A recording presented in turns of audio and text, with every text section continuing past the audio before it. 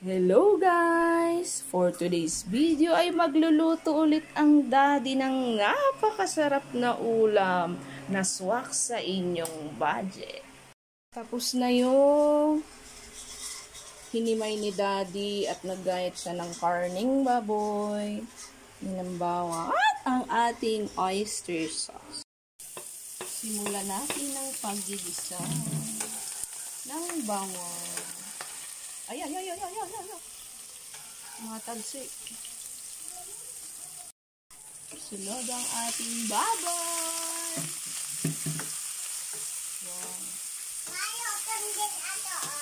Isang gulay lang tayo guys for today's video. Sarap nito. Haluin para hindi masunog.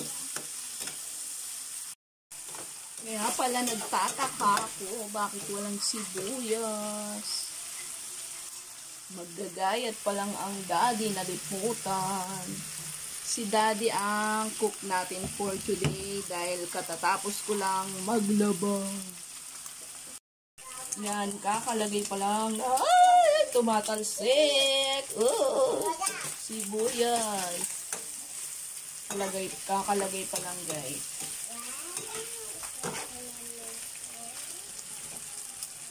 At syempre, ang ating gulay na bell pepper and carrots. Mukhang masarap to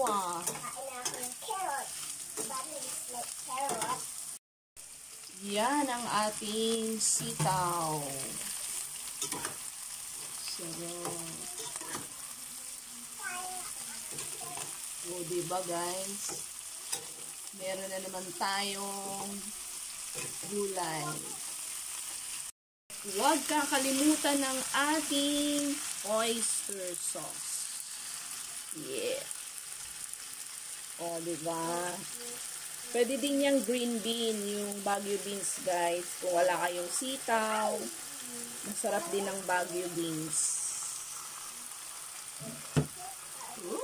Oh, diba? So yummy.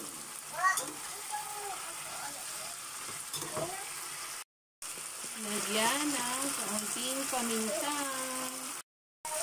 Our chef for today's video ay si daddy ulit. Seryoso yan.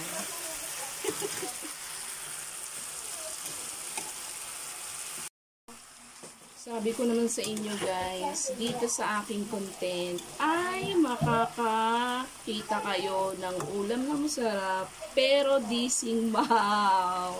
Kaya malapit na siyang maluto.